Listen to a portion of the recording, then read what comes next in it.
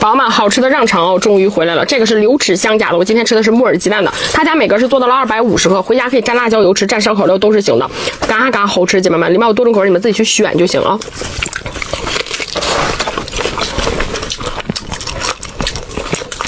流齿香是粗饭。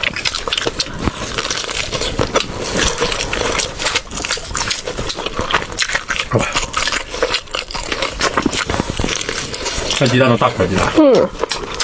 他家这个超级好吃，姐妹们，我觉得木耳鸡蛋巨香。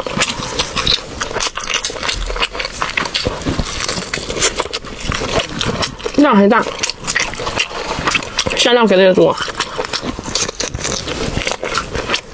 ，20的要是。